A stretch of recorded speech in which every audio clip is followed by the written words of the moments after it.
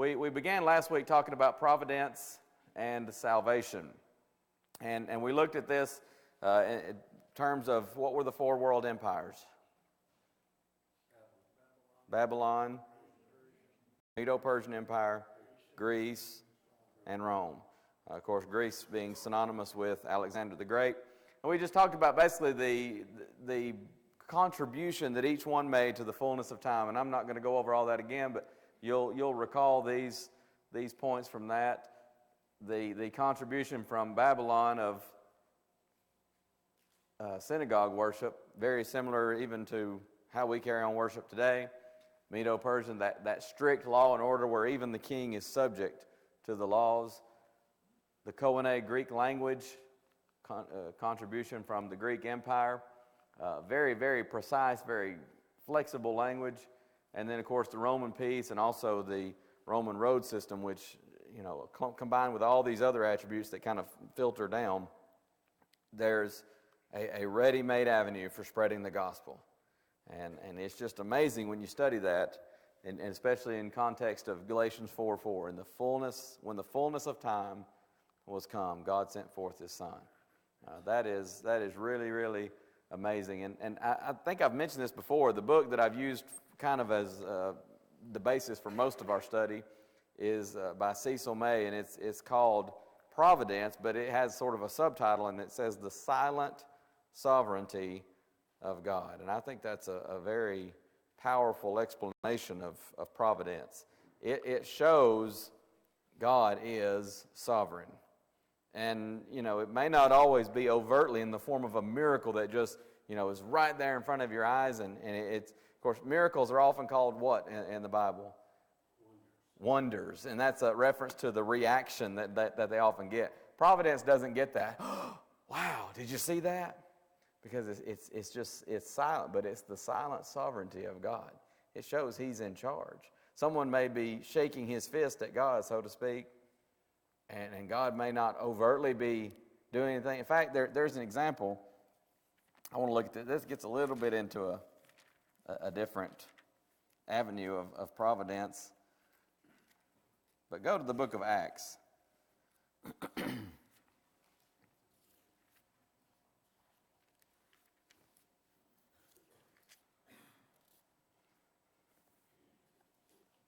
Of course, I dare say most of us, if not all of us, are familiar with the early part of the chapter. James, brother of John, is killed with the sword. Peter is in prison, and no doubt Herod's intending to kill him as well after Passover. Of course, King James has Easter, but everyone at that time would have understood that to mean Passover. It's the Passover season. And so he's going to, after Passover, he's going to execute Peter. That undoubtedly was Herod's plan.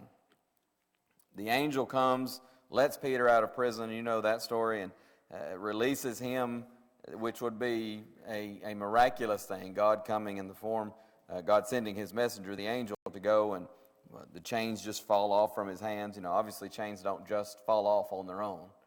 There's a miracle involved in this. The angel is acting miraculously. He goes out, and then they come past the second ward, the first and the second ward, verse 10 tells us. Then a gate opens on its own. Well, again, that's not something that just happens. This is part of the angel operating miraculously. The door opens on its own, the gate. They go on through one street. Then the angel departs. Peter realizes at that point God has sent His angel to deliver me. But you get down to the latter part of the chapter, 12. Acts chapter 12. I'm sorry, did I not say a chapter? I do that sometimes. Sorry. Chapter 12. My apologies. And you get down to the latter part of the chapter, and it talks about Herod. He wants to know what's happened to Peter. Nobody can explain this.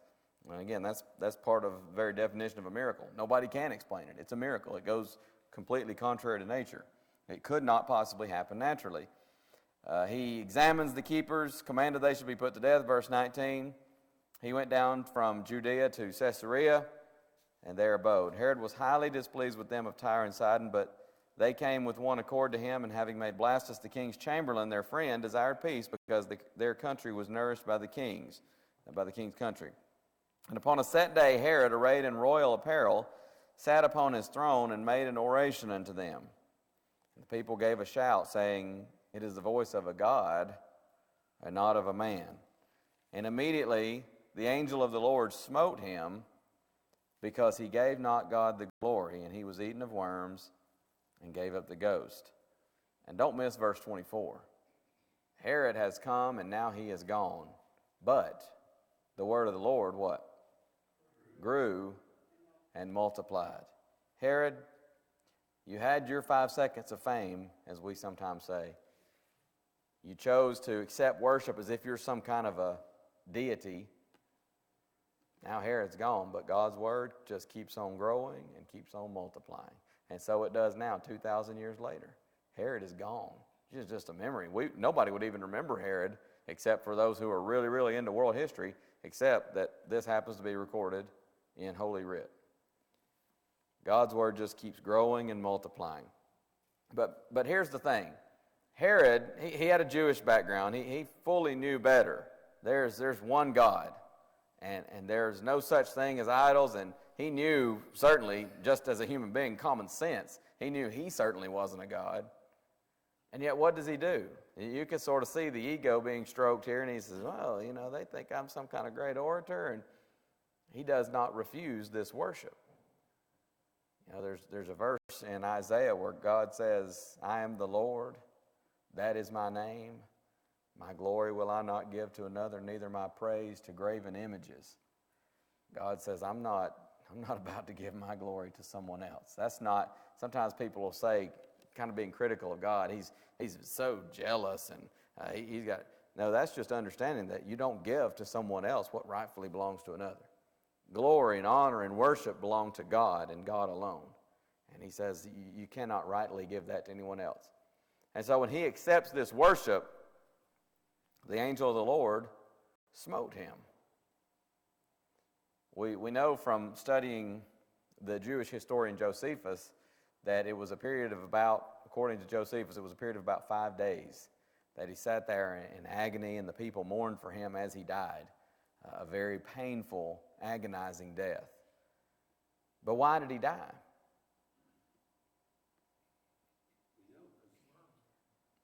It was smitten by the angel, right? And he's eaten of worms. He has this kind of a flesh-eating type disease. And Josephus even describes it in detail. I was reading an excerpt today from that where talked about he gets, almost immediately he has this feeling in his gut and just pain, and it grows and it grows, and then this disease has onset.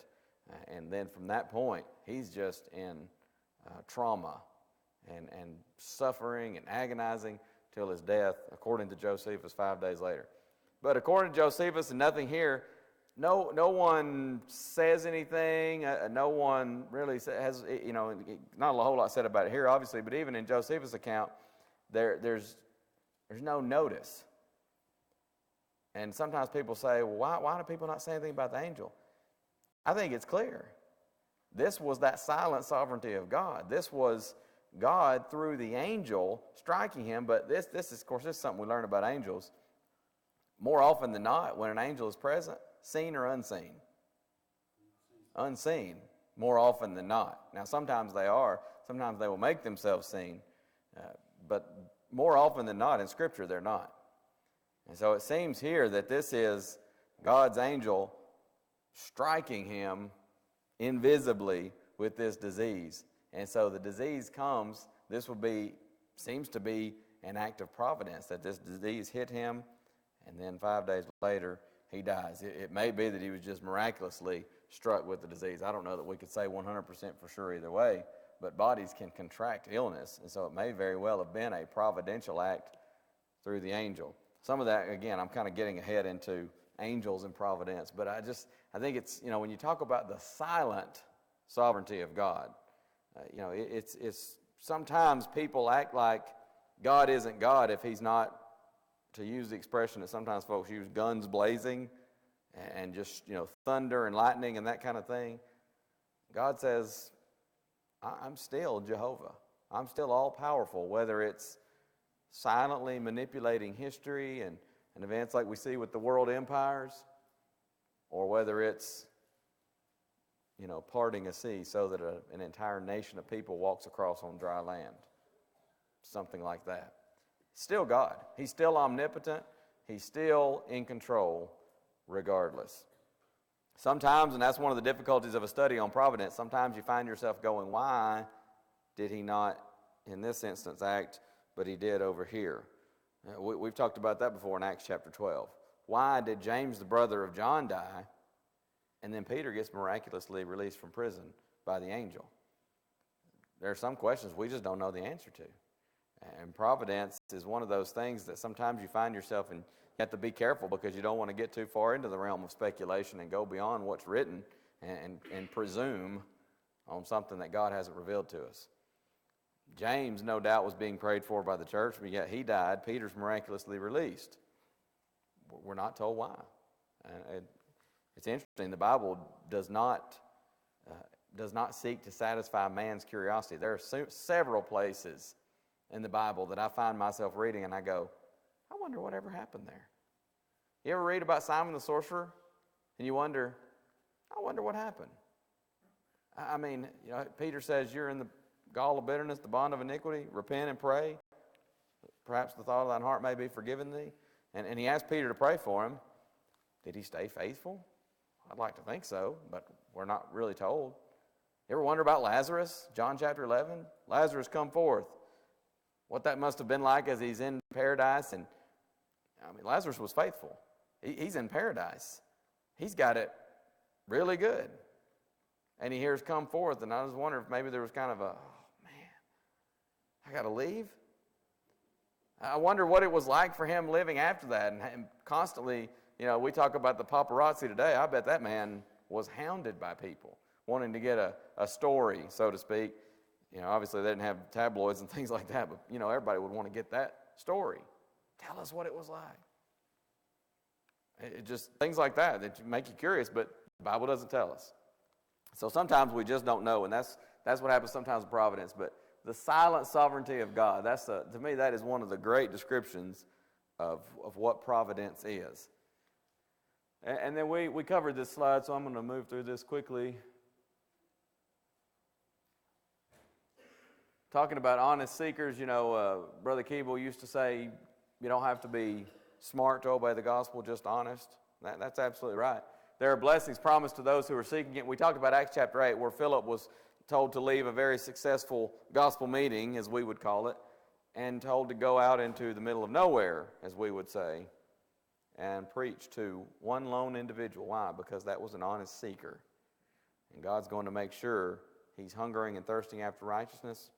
God says, you're going to be filled. Very interesting to think about that providentially. I think I've mentioned before, my mother has told me before that she prayed when they got married. She was not a member of the church, and she was brought up in denominationalism, I think first the Baptist church and later on the Methodist church, and she said she would often pray, God, if I'm wrong, I want to know.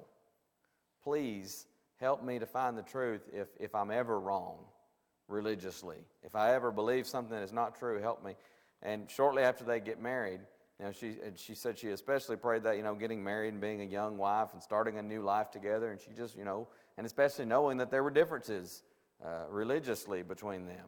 And so her prayer was, Lord, if I'm wrong, help me to discover it. I just want to know and help me to do the right thing if I am wrong. And she said it was just shortly after they married, they moved to Birmingham. They run into, just went blank, Jerry Jenkins at Roebuck Parkway. And, you don't get around Jerry for very long before he was setting up Bible studies. And she began, I think, maybe Jewel Miller or something like that. And next thing you know, she realizes that she had been taught some things and believed some things that weren't right. All that, the move to Birmingham and things like that, is that providence? Perhaps. That's sometimes we just don't know for sure. We talked about it with Acts 16 and Paul and that straight course that involved a very favorable wind and a lot of things working in their favor there. No miracle there, that's clear. Was it just chance that they got a good wind, or was it providence? May have been. We don't know that for sure. Providence and open doors. This is where we ran out of time.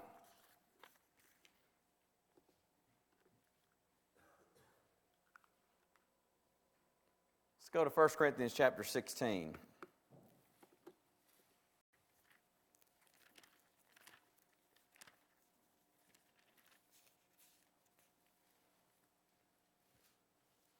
And Bob, if you don't mind, go ahead and get Acts 14:27, please.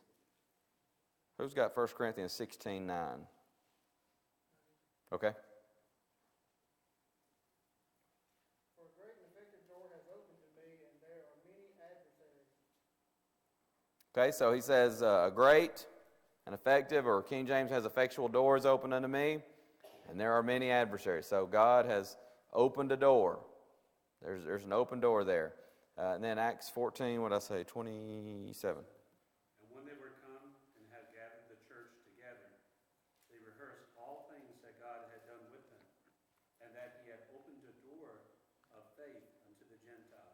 All right, God opened the door of faith unto the Gentiles. That's one of those expressions in the New Testament that we, 2,000 years later, we can say it and we can emphasize it and we can harp on it, but I just think it's very, very difficult for us to appreciate and fathom the impact of that statement to most first century Jews. God opened the door of faith to the Gentiles. You want to get double takes and whiplashes from Jews who are in the room? Make a statement like that. What? Gentiles? No. God says the gospel is for all. He went to the Jew first and then to the Greek. And that's in order. That's not in priority as far as who's more important. That was just the order of it. So now the gospel is open to everyone. The door of faith has been opened to the Gentiles. And so Paul says he has a great and effectual door. So successes here were attributed to God's providential opening of doors. Nothing necessarily miraculous there. I suppose we could go to the beginning of the opening of the door to the Gentiles and look at Cornelius and the miraculous that happened there. But by and large here, this would be a providential process. Now go from there, let's go to the book of Romans, chapter 1.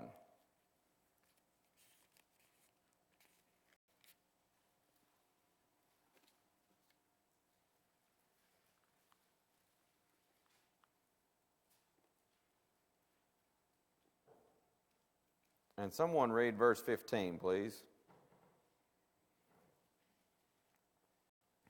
So as much as in me, I am ready to preach the gospel to you who are in Rome also.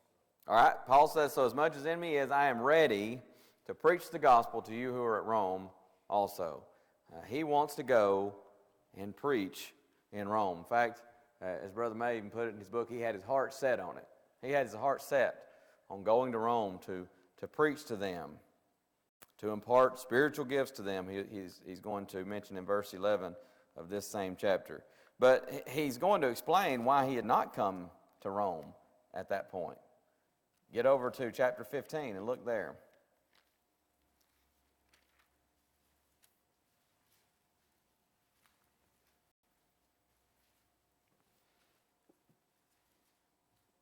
And verse 19, somebody please.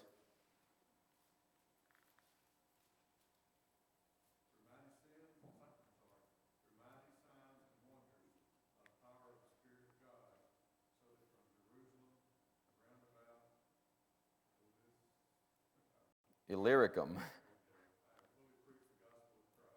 Okay, so mighty signs and wonders by the power of God's Spirit from Jerusalem round about unto Illyricum. He said he'd fully preach the gospel. Now, Brother Rick, if you don't mind, get verse 22, please.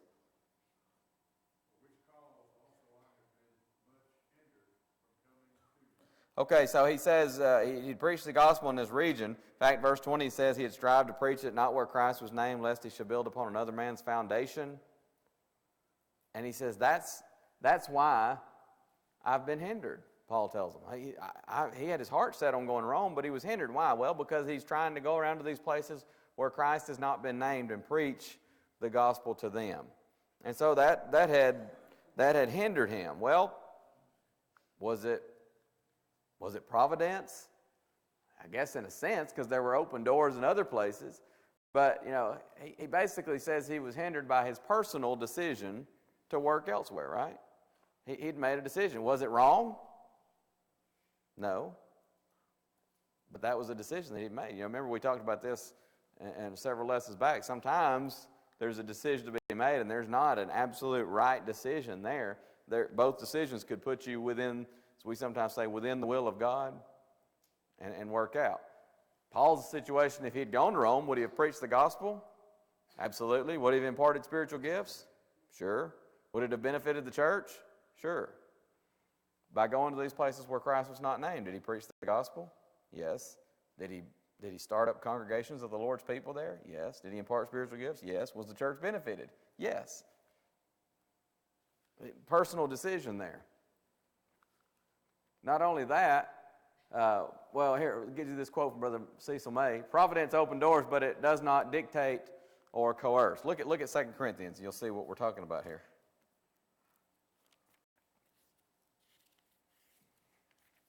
There are sometimes open doors, but we have to choose to go through them. Not always necessarily wrong that we don't go through those doors. Paul didn't go through the open door to go to Rome because he's preaching elsewhere. Obviously, he's not sinning in doing that. But it's just showing how providence can relate to open doors. 2 Corinthians chapter 2, verses 12 and 13, where here he says, when I came to Troas to preach Christ's gospel, and the door was opened unto me of the Lord there in Troas, I had no rest in my spirit because I found not Titus my brother. But taking my leave of them, I went from thence into Macedonia. Wait a minute. Here's a great door of opportunity opened in Troas, and you didn't take it, Paul? Why? We would say, or at least a lot of folks in my family, my grandmother Campbell would say all the time, I'm worried sick. He was worried sick about Titus. And he says, I couldn't, we might even say I wasn't even in the frame of mind to be able to preach at that point. I had to find out, make sure everything's okay. So again, providence, as Brother May says, opens doors, but it does not dictate or coerce. Go to the book of Acts chapter 23. God did intend for Paul to preach in Rome. Remember, he's got his heart set on that, right? And God's going to tell him so. Acts 23, verse 11. In fact, it's Jesus himself who will tell him. If you have a Bible with the red print, you'll see that in red. Someone read verse 11. You can just read the words of Jesus there.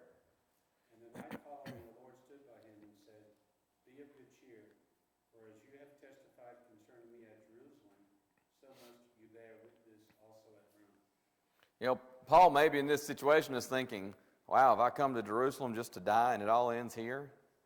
He certainly wanted to help his brethren out, but it wasn't looking good. They're out to kill him. Jesus says, be of good cheer, because you're going to testify, bear witness of me at Rome. Now, when Paul heard that, if you have your heart set on going somewhere, we support the Latin American missions. Maybe you're someone, you've got your heart set on going on one of those trips. And of course, we know that God's not going to appear to somebody in a dream and say this, but just what if with me for just a moment. God appears to you in a dream and says, be of good cheer, you're going down there to, where's the place you've gone several times? Costa Rica. You're going to bear witness of me in Costa Rica. Your first thought is what? I'm going on a mission trip, right? That's probably what Paul's first thought was. Going on a mission trip to Rome. Guess what? No, you're not. You're going to be a prisoner, Paul. You're going in chains. Probably not what he had in mind, right?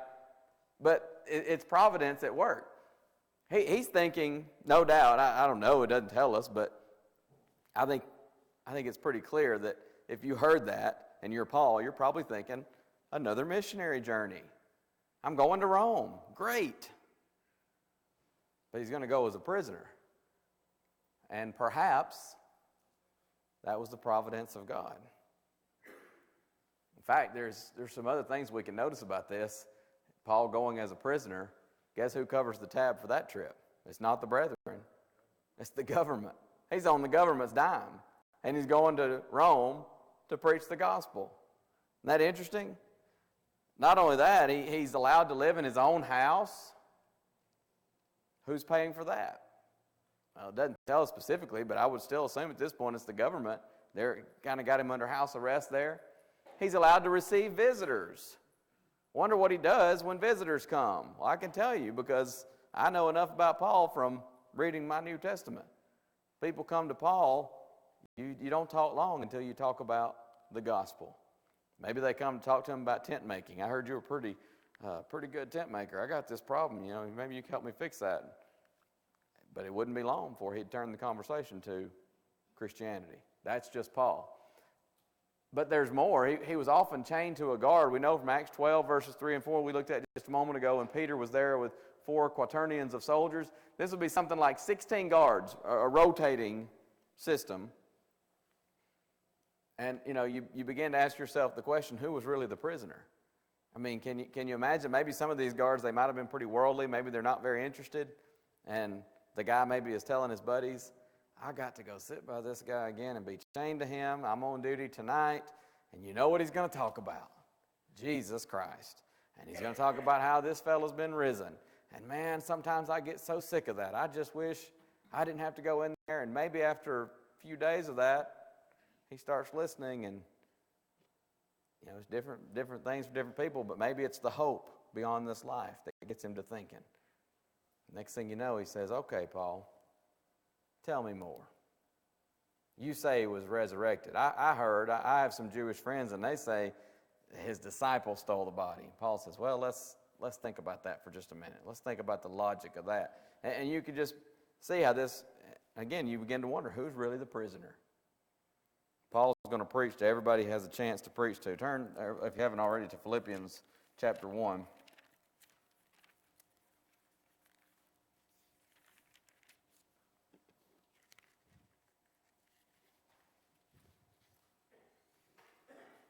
Brother Bland used to say, what are you going to do with a man like Paul? I mean, if he's free, he goes everywhere preaching the gospel. If you arrest him and chain him to a soldier, he preaches and begins converting your soldiers. If you put him in a jail, he writes half the New Testament. What do you do with a guy like that? That's just, and again, it's God's providence working through this man. Philippians 1, 12 through 14, he says, I would you should understand, brethren, that the things which happened unto me, where's he writing from? Prison. And he says, the things which have happened unto me have fallen out rather unto the furtherance of the gospel, so that my bonds in Christ are manifest in all the palace and in all other places. And many of the brethren in the Lord, waxing confident or growing confident by my bonds, are much more bold to speak the word without fear. I mean, Paul is emboldening others now to preach the gospel. He says, don't sit there and feel sorry for me, poor old Paul. Everybody make sure you remember Paul on your prayer list. He's stuck in that dungeon, and he's in prison. And now, that's not to say that life was all roses for Paul. But he says, you talk about a man that was an optimist and he could see the silver lining. He says, this is work to the furtherance of the gospel. I'm good with that. In fact, just a page or two in my Bible, chapter 4, verse 22. What's he say there? All the saints salute you, chiefly they that are of Caesar's household. Reckon how Caesar's household ended up with Christians in there. I could guess. The Bible doesn't tell us specifically. I bet it had something to do with a man named Paul. Providence? Perhaps. You see the open doors there. While he's there in Rome, he's preaching to Jews. He's preaching to Christians. That's all he ever does. He just preaches the gospel. And yeah, he even preached to Agrippa, which of course led to the appeal that took him to see Caesar. Just an amazing man. But again, providence and these open doors. Turn to the book of Revelation chapter 3. Let's wrap up. I know we're getting close on time here. We'll wrap up this section on providence and salvation. I think I'm going to do one more section on our providence study, and it'll be providence and angels. I think we can cover that in one class. The reason I was kind of up in the air about that, I'll go ahead and tell you now. I think I've gone ahead and decided I have crossed the Rubicon, as they say. I'm going to do a study it will begin either 2 weeks from tonight or 3 if we don't get done with that other lesson, but do a study of angels. We've done some questions on Q&A. That led to some follow-up questions. That's a study that several have said they would like to do, so I was unsure if I wanted to tackle that just yet. I'm still not 100% sure, but I thought if I say it out loud, maybe it makes me commit to it, So here we go. But it's a very interesting study. A friend that I met when I was working with the church in Illinois, he preached in Missouri for years. He's still in Missouri, just at a different congregation. Travis Quatermas is his name, and he wrote an absolute excellent book on the study of angels, and so I'll probably use that for a good portion of our study. Revelation 3, verse 7.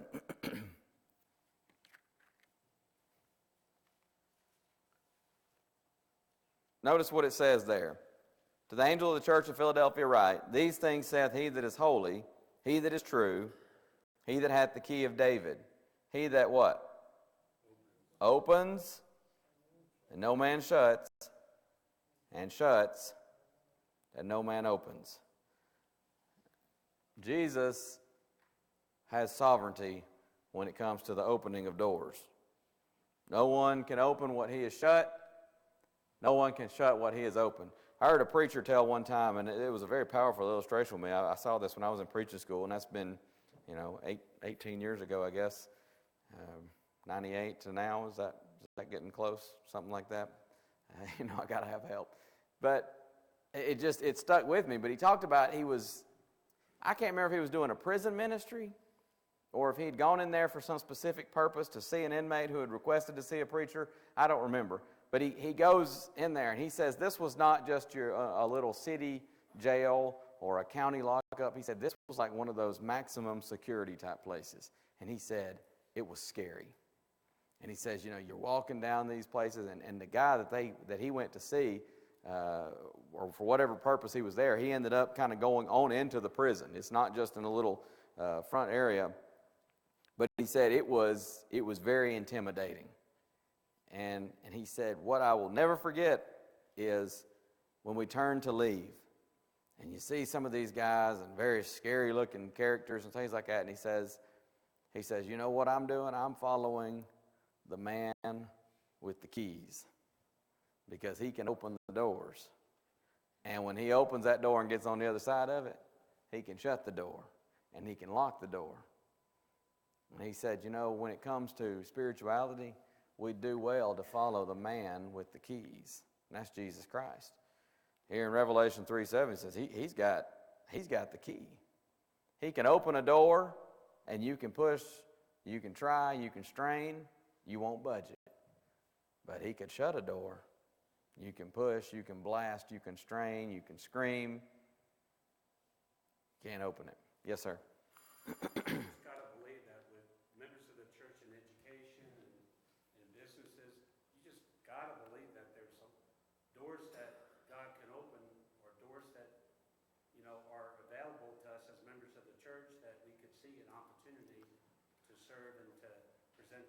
There are doors open to us. We could just give an invitation, and that's something that maybe we can pray about for the coming year, that God will open some doors. Yeah, and we ought to pray for open doors, and of course that means taking advantage of them when they're open. But yeah, everybody has unique open doors. I tell young people that. You or I, we walk into a classroom and say, listen up everybody, I want to talk to you about the gospel.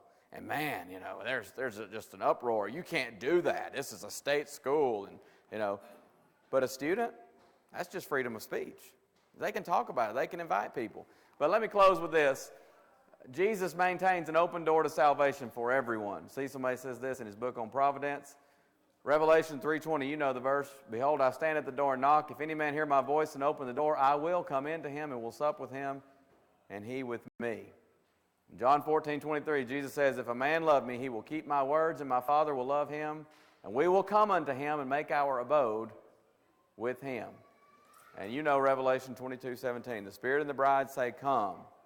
Let him that heareth say, come, and let him that is athirst come, and whosoever desires, let him take of the water of life freely. God's promise to you is, if you want to go to heaven, so much so that you will give up anything and everything to follow God and go to heaven, he will make sure the door is opened for you to have that access. Thank you very much.